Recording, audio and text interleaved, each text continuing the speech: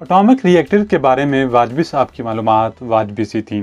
ये रिएक्टर शहर से 30 किलोमीटर दूर एक वीरान मकाम पर वाक़या था, जहां इजाज़त के बगैर कोई नहीं जा सकता था। वाजबी साहब को बस इस कदर मालूम था कि इस एटमी मरकज़ में बिजली सप्लाई करने का कोई बहुत बड़ा जनरेटर तैयार हो रहा है, जिसकी मदद से भारत के सारे कारखाने दिन रात काम कर सकेंगे। एटमी रिएक्टर वालों ने अपने मुलाजमों को भी यही तासुर दे रखा था। वीडियो में आगे बढ़ने से पहले तमाम दोस्तों से गुजारिश है कि वो चैनल को सब्सक्राइब कर ले और साथ ही लगे बेल आइकन को प्रेस कर लें ताकि हमारी नए आने वाली वीडियोस आपको बर वक्त मिले। वीडियो पसंद आने की सूरत में कमेंट सेक्शन में अपनी राय का इजहार ज़रूर कीजिए। इस एतबार से एटॉमिक सेंटर में सिर्फ चंद साइंसदान ही ऐसे होंगे जिनको असल बात का इल्म होगा, यानी यह कि इस जगह हाइड्रोजन बम के तजर्बे के लिए इब्तदाई काम हो रहा है। मुझे ये भी मालूम हुआ कि जो डॉक्टर और साइंसदान वहाँ काम करते हैं, इनकी रहायशी कोठियाँ वहीं बनी हुई हैं और वहीं रहते हैं। वैसे वो जब चाहें शहर आ जा सकते हैं, लेकिन बकौल वाजबी साहब इनको बहुत कम शहर में देखा जाता है।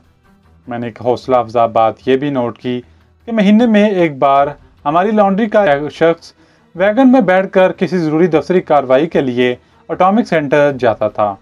कभी कभी वाजबी साहब खुद भी चले जाते। इसके लिए इन दोनों को खास इजाज़तनामे मिले हुए थे, जो इन्हें वहां जाते हुए अपनी गर्दन में लटकाने पड़ते थे। एक बार ऐसा हुआ कि वाजबी साहब को बुखार था। इस रोज़ लॉन्ड्री के आदमी को रसीदों पर दस्तखत कराने एटॉमिक सेंटर जाना था। दूसरा आदमी इत्तेफाक से छुट्टी पर था। एटॉमिक सेंटर की गाड़ी जाने के लिए तैयार थी। मैंने वाजबी साहब से कहा, आप क्यों तकलीफ़ करते हैं, मैं चला जाता हूँ। मियाँ बरखुदार, तुम मेरी जगह वहाँ नहीं जा सकते, तुम्हारे लिए एक अलग इजाज़तनामा बनवाना पड़ेगा। चनाचा अगले माह मेरा इजाज़तनामा भी बनवा दिया जाएगा। ये नीले रंग का एक ID कार्ड था जिस पर मेरी तस्वीर चिपका थी और एटॉमिक सेंटर के चीफ सिक्योरिटी ऑफिसर के दस्तखत और मोहर लगी थी। मेरे मिशन का पहला मरहला कामयाब हो गया। इसी महीने जब आखिरी तारीखों को एटॉमिक सेंटर की वैगन धुलाई लेने आई तो वाजबी साहब आराम कुर्सी पर सुकून से बैठे सिगरेट पी रहे थे। बोले, आज तुम चले जाओ मियाँ, मगर ख्याल रहे इधर उधर झांकने या बगैर इजाज़त किसी तरफ जाने की हरगिज़ कोशिश ना करना। खातिर जमा रखिए कि मुझे तो अपने काम से गर्ज है। ये कहकर मैं वैगन में बैठ गया और एटॉमिक रिएक्टर की तरफ रवाना हो गया। ID कार्ड मैंने अपने गले में लटका लिया था, जो मेरी अचकन के बाहर सीने पर झूल रहा था। पहले तो वैगन नारियल के दरख्तों में गिरी हुई एक सड़क पर चलती रही।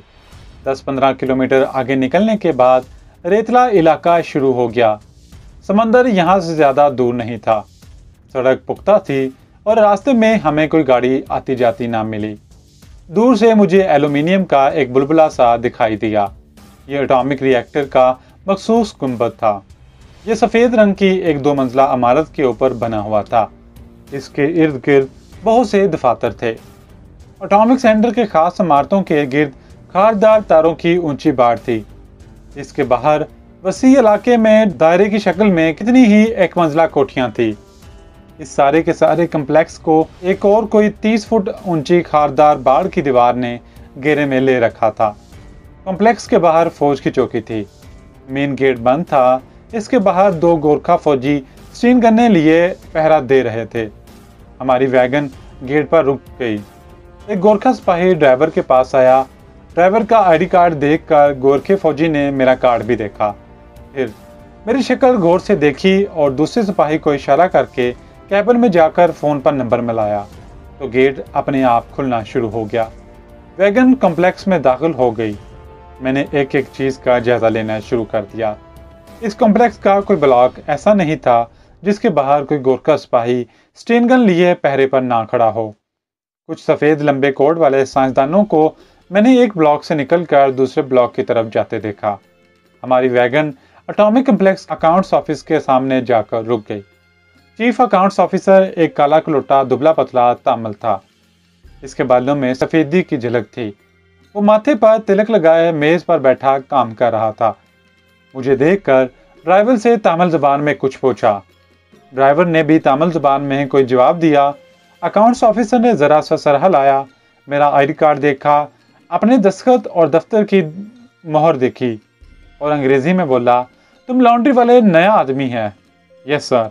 अकाउंट ऑफिस के मेज पर इसके नाम की तख्ती पड़ी थी। स्वामी कृष्णन चिट्ठी लिखा था। चिट्ठी वहां की बड़ी आम गोत यहाँ जात है। मद्रास और केरला में आपको चिट्ठी जात के बहुत लोग मिलेंगे। मैंने एहतियातन ज्यादा गुफ्तगू ना की। मिस्टर चिट्टी ने एक रजिस्टर मेरे आगे कर दिया। मैंने इस पर एक जगह दस्तखत कर दिए। इसने एक खास रजिस्टर दराज में से निकाल कर खोला। मेरे दस्तखत का एक नमूना पहले से वहां मौजूद था। मिस्टर चिट्टी ने मेरे दस्तखतों का मुआवजा किया और चेक निकाल कर मुझे दे दिया। मैंने शुक्रिया अदा किया और दफ्तर से बाहर आ गया। बाहर वैगन मेरे इंतजार में थी। इसमें बैठा और वापस शहर आ गया। चेक वाजबी साहब के हवाले किया तो वो बोले, मियाँ बरखुदार, अब तुम ही जाकर चेक ले आया करो। ये मेरे मिशन की दूसरी कामयाबी थी। मई का महीना शुरू होते ही सख्त गर्मी पड़ने लगी। जून के इख्तिताम पर जबरदस्त बारिशें शुरू हो गईं। इस दौरान हर बार मैं ही चेक वसूल करने जाता रहा। मैंने अपनी चिकनी चिपड़ी बातों से अकाउंट्स ऑफिसर मिस्टर चिट्टी से अच्छी खासी बेतकल्फी पैदा कर ली। एक बार मैं इसके घर इसकी बीवी के लिए सिल्क की साड़ी का तोहफा भी लेकर गया। मिस्टर चिट्टी शहर के एक पुरानी बिल्डिंग के फ्लैट में अपनी बीवी और 4 बच्चों के साथ रहता था। कलील तनख्वाह में गुजारा मुश्किल से होता था।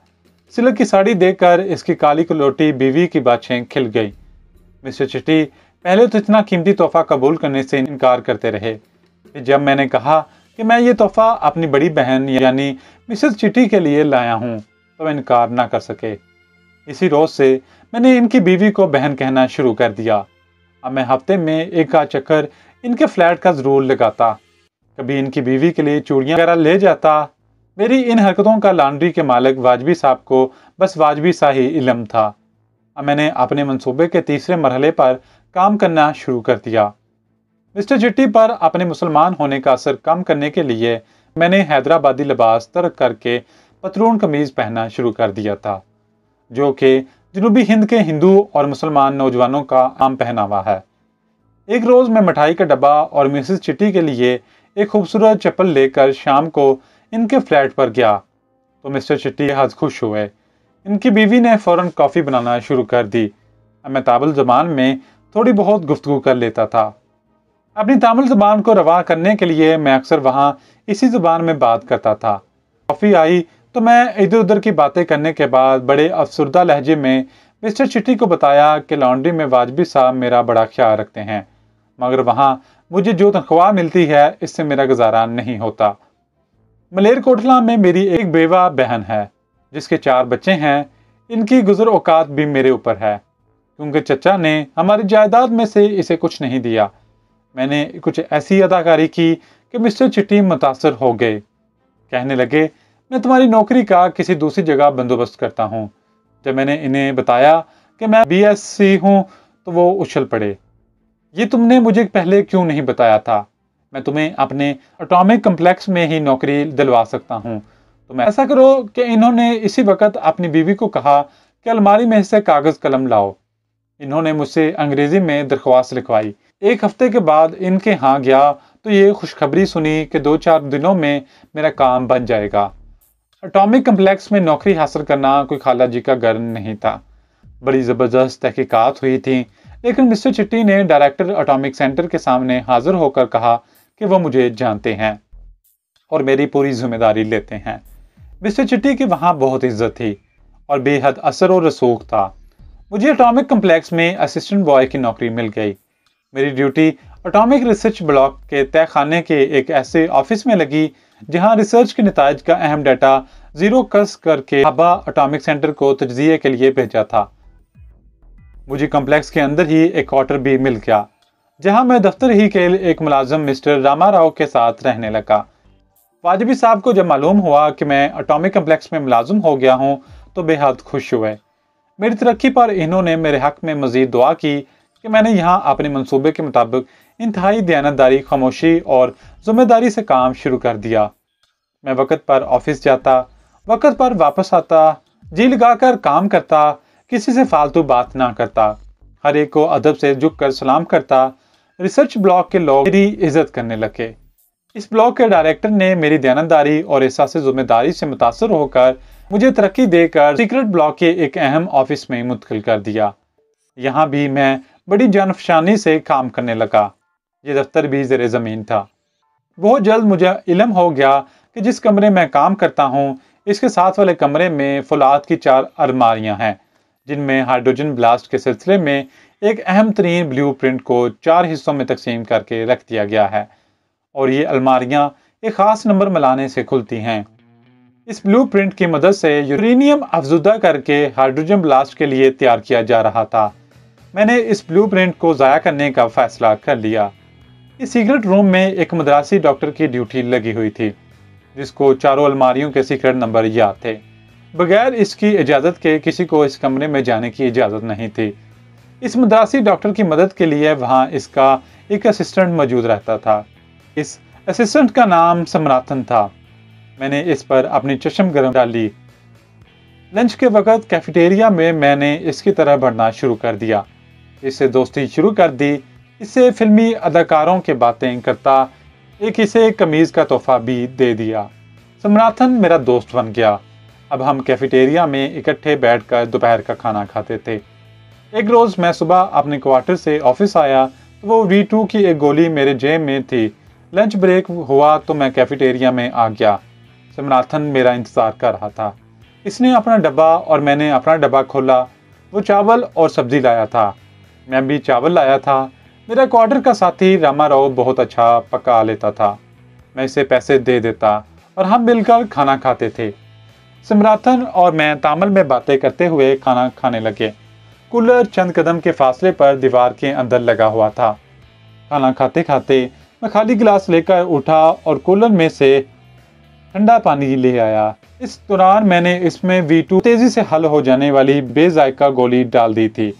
मैंने गिलास मेज पर रख दिया। समराथन की आदत थी कि हमेशा खाना खाने के बाद पानी पीता था। खाना खत्म हुआ तो इसने V2 की गोली वाला हलशुदा गिलास उठाया और गटागट पी गया। मैंने इत्मीनान की सांस ली और नतीजे का इंतजार करने लगा। नतीजा कैफेटेरिया में ना निकला। समराथन अपने कमरे में और मैं अपने कमरे में आ गया। बमुश्किल कोई 5 मिनट ही गुजरे होंगे कि समराथन के सीक्रेट रूम में से शोर की आवाज़ आई। इसका बॉस मद्रासी डॉक्टर घबराया हुआ बाहर निकला और बोला, समराथन का दिमाग खराब हो गया है, इसे संभाल लो। हम सब कमरे की तरफ लपके। समराथन सीक्रेट रूम से बाहर आ गया। वो बुलंद आवाज में इंडियन कांग्रेस हुकूमत के खिलाफ तकरीर कर रहा था। इसी वक्त इसे काबू में कर लिया गया। सिक्योरिटी वाले इसे बाहर ले गए। दफ्तर में चहमगोइयाँ होने लगी कि समराथन को अचानक क्या हो गया। किसी ने कहा कि वो शुरू ही से कांग्रेस हुकूमत के खिलाफ था। कोई बोला, अरे गर्मी इसके दिमाग को चढ़ गई है। बहरहाल समराथन अस्पताल पहुंचा दिया गया और सीक्रेट रूम से इसका काम ख़त्म कर दिया गया। अब इसकी जगह पुर करने का सवाल उठा तो मिस्टर छिट्टी की खिदमात हासिल की। इनकी सिफारिश पर मेरा रिकॉर्ड देखा गया। मेरा रिकॉर्ड बेहद काबिल एतमाद था। मुझसे कभी कोई भूल चूक नहीं हुई थी। मुझे समराथन की जगह सीक्रेट रूम में तैनात कर दिया गया। अब मैंने अपनी खुश अखलाकी, मीठी मीठी बातों और तोहफे की मदद से मद्रासी डॉक्टर गोपालन पर भी अपनी नरमी, दिल अखलाकी और शराफत का सिक्का जमा दिया। हफ्ते में 1-2 बार ऐसा होता कि एटॉमिक रिएक्टर ब्लॉक से कोई ना कोई इंडियन साइंसदान आता। मद्रासी डॉक्टर इसके लिए खुफिया नंबर मिलाकर बारी बारी चारों फलादी अलमारियाँ खोलता। इंडियन साइंसदान अलमारी में रखे ब्लूप्रिंट के चारों हिस्सों को देखकर अपनी नोटबुक पर कुछ लिखता और चला जाता। मैंने देखा कि सीक्रेट ब्लूप्रिंट की चारों अलमारियों के नंबर मद्रासी डॉक्टर को पूरी तरह याद नहीं हैं। वो हर बार जेब से चाबी निकालकर अपनी राज खोलता, इसके अंदर रखी किसी कॉपी से नंबर पढ़कर अलमारियां खोलता जाता। अब मैंने अपनी अगली स्कीम पर गौर करना शुरू कर दिया। मैं ये खुफिया नंबर हासिल करना चाहता था। मैंने अपने गले में पड़े मुकद्दस नक्श को आजमाने के बारे में सोचा कि क्यों ना मद्रासी डॉक्टर के दिल पर मुकद्दस नक्श का असर डालकर इससे खुफिया नंबर हासिल कर लूं और फिर इसी मुकद्दस नक्श के असर से हुक्म दूं कि वो सब कुछ भूल जाए। लेकिन इसमें बहुत बड़ा खतरा था। अगर किसी वजह से मद्रासी डॉक्टर पर मुकद्दस नक्श का असर ना हुआ और मैंने इसकी आंखों में आंखें डालकर कहा कि मुझे अलमारियों के खुफिया नंबर बताओ, तो मैं मारा गया। इसके बाद मेरा बचाव मुश्किल ही नहीं, नामुमकिन था। मैं 2-3 रोज तक इसी मसले पर गौर करता रहा। एक रोज़ कैफेटेरिया में अकेला बैठा कॉफ़ी पी रहा था